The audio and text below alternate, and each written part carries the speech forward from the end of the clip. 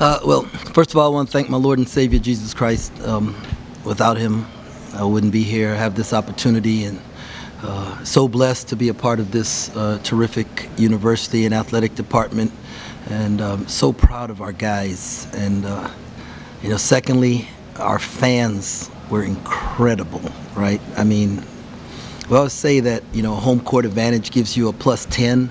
They might have been plus 20 tonight, and it was incredible. And one of the things that I said leading up to this is that, that kind of energy that they brought tonight, I want them to bring that because they love us and not because of the opponent that we're playing.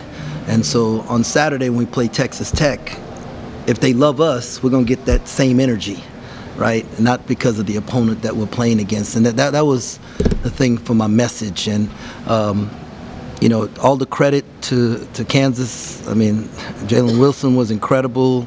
They're an incredible basketball team and program and Coach Self. But tonight, we made one more play than they did. And like I told the guys in the locker room, we only got one win tonight.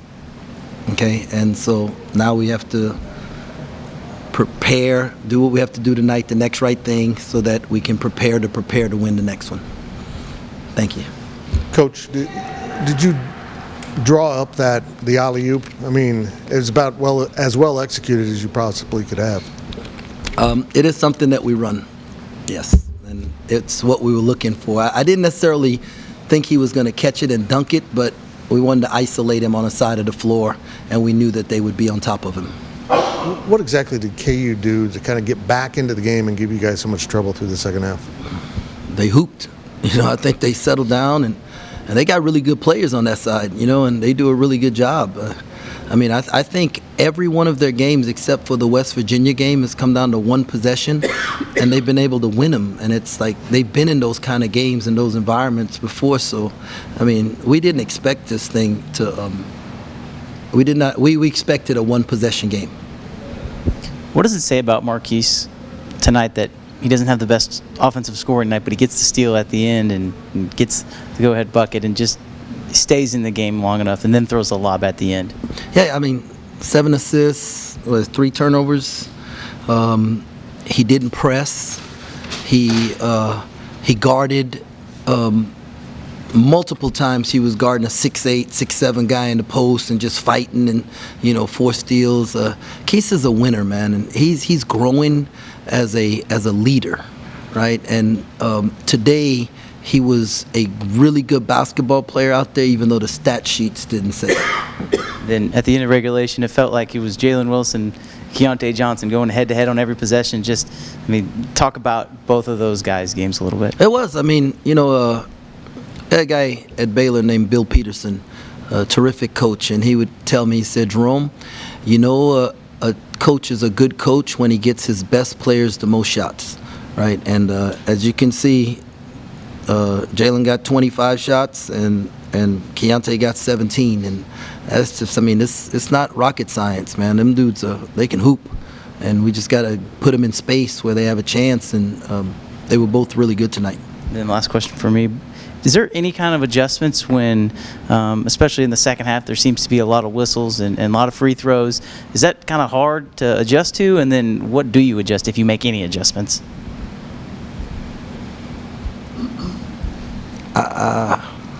We just try to guard without fouling, man. And, I think both teams tried to do it, and both teams got whistled for stuff. Coach, as a follow-up to last news conference, the mecca of basketball, 6 o'clock tonight. First time that a lot of people have probably seen Kansas State play basketball this season. What would you like America to know about this team? That they love each other and they play with joy, and they are terrific young men, right, to be around and to live life with. And this is not an anomaly, right? This is who we are going to be moving forward. And every one of them has bought into what it takes to not just be a good team, but to be a great program. And so they're just a blast to be around. And I mean, you saw that crowd tonight, and I don't know about the Mecca, right? I mean, that's kind of a big Mecca, but I don't know there was a better college environment in America, and every kid in the country should want to play in front of those fans. Big night from Desi. Is that becoming more important as teams try to take away Keontae and Marquis more and more? Yeah, every night somebody has to step up, but I've said this from the Desi Seals is a winner. Right? Desi's a winner. He won in high school. Everywhere he's been, he's won. Today he is rolling, right? And I asked him in a timeout, I said, Des, what you want me to run for you? And he says, nothing. I'm going to defend and rebound, do my thing, and I get mine, coach. Just keep going. Like he was saying SOS for run the same play for Keontae.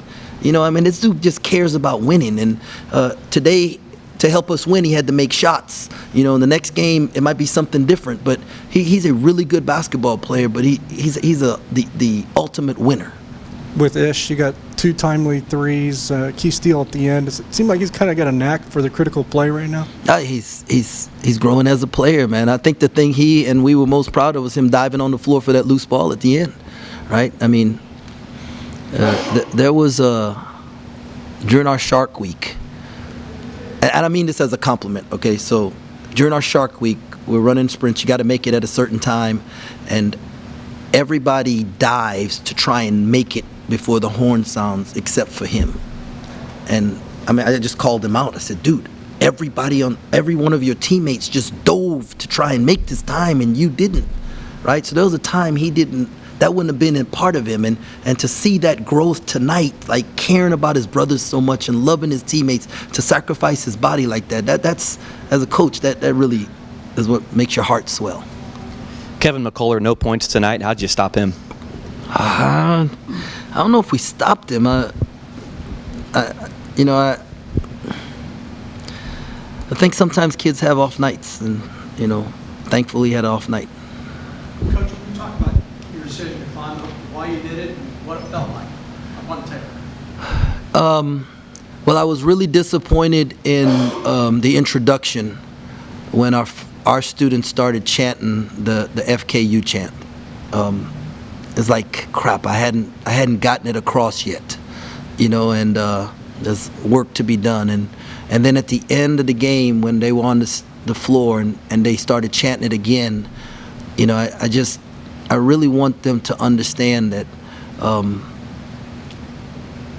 we don't have to degrade the other team. We can dislike them all, but let's cheer for us. Let's just let America hear Kansas State and not hear the other name, whoever. You know what I mean? And so that's all that's about. I believe like we can have a terrific culture here because of the passion of our fans, and somebody has to say it, right? We just can't that's kids will be kids. That's not. Somebody has to say it, and I if we're losing, then maybe my voice doesn't carry as much weight. But thankfully, God's put us on given us this platform. We're winning. It's His platform, and I can speak on some of those things because this is a special place, and man, happiness. This is a really special place, and I want the country to know how special it is, not be known for the dumb chant. Bill Self mentioned your name as a possible Big 12 player or Coach of the Year and National Coach of the Year. He thinks that you should be in that discussion at the end of the year. What do you think about those words from Bill Self? Well, anytime Bill Self gives you a compliment, it's a great thing because he's the best, right? Like for a while, I thought Billy Donovan was the best when he was at Florida. I mean, the whole package: recruiting, coaching, player development, relationship, and Bill's the best. You can spend 5 minutes with him, you leave, and you think he's your best friend, right? He's and so anytime he gives you a compliment, that's great. But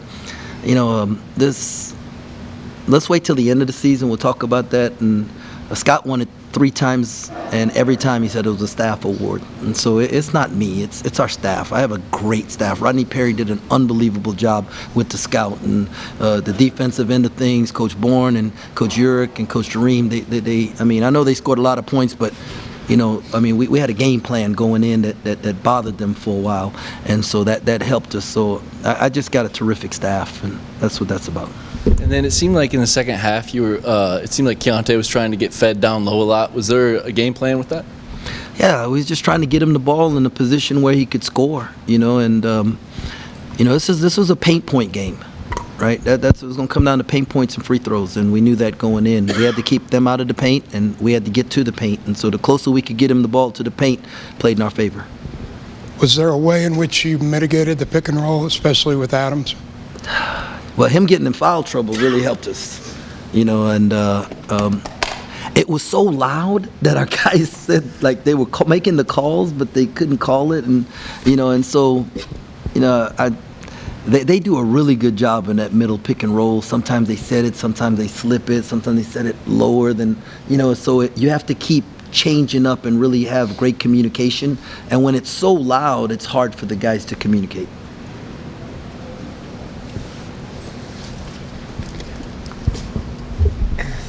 That athleticism. Jerome, can you walk us through how you decided to manage Keontae's minutes when he did run into foul trouble tonight? Well, we got him out, and then we tried to find offensive possessions that we could put him back in for, and so it's just like we got somebody on the bench who's saying in my ear, "Hey, do we want to get him in now? We're going to offense." And based on the time and the score, it determined whether to put him at the end. I thought the end of the first half, getting him in for that last possession was huge. And so it was the staff. They were, giving me information on what to do. We didn't want him to get his third foul. And so that was important to us.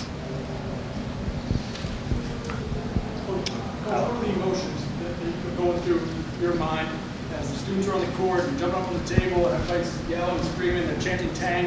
What's going through your mind? I didn't want him to say the FKU chant. That's all that was about. Coach, Marquis told a story about how before you were hired, he sent a text message to Gene Taylor that he wanted you to be the head coach. Did you know that story, and what's that mean to you for someone that really didn't know you to go out of his way to do that? Gene Taylor told me the story after I got hired, a little later on when Keith was here, when Keith decided he was staying and stuff. And man, it means a lot for a guy. I mean, I remember he thought it was my scout when we played him here at K-State, and because I don't think he played one of the times that we played them when I was at Baylor, but I know he played when we played here, but I did the defense, so I was involved in every scout there, and so after the game when we won, he was going through the line, having the players. He says, "I knew it was your scout," and it wasn't, but it was really cool that he acknowledged it, right? And so getting here and knowing that I was one of the names, so the name that he sent to Gene, that means a lot, right? And I mean, I love the young fellow, man. That's my arrow. And I know that you have a lot of goals, winning a Big 12 title, winning a national title, but you guys have had a ton of success earlier this season. What's it like to kind of be able to fulfill some of the goals that you guys have maybe established this season with Marquis and all the other kids that you've brought in? Man, it is really cool for our fans, right? It's really cool to see the guys. We always tell them hard work pays off, and for them to experience that. But our thing, we got to do the next right thing, and so that's kind of where our mindset is. Coach, talking about doing the next right thing, Marquis didn't have his best shooting night, but then he comes away with the strip, steal, and layup, and then, of course, the pass to Keontae. What does it say about him that even when he's having an off night, he could still come in with big moments and big plays? Yeah, leadership is his leadership, right? He doesn't allow. He's getting really good at not allowing things to rattle him, right? I actually thought he was going to bury that three on the kick out, and when he shot it, I was like, ball game. And then he missed it, and I thought it would bother him. And he turned around and made another really good play. And there have been times this year where he lets, one play where it get frustrate him, so he makes a bad play the next one. And he's getting better at that. So he's growing as a point guard and growing as a leader. And what did you think about how he played in his matchup against Harris tonight? Well, we really didn't have him on Harris that much. You know, that was like, he probably guarded Grady Dick more than he guarded Harris, and he did a great job with that. On Kansas' last possession of regulation and overtime, they don't get a shot off. Both, I think, were coming out of timeouts. What did you tell the guys to set that up? Well, if I tell you, they're going to know next time. Maybe mentality going into play or something? We just was trying to keep the ball out the paint, man. Anything else for Coach? Appreciate everybody. Hey, thank y'all. Thank you for your patience.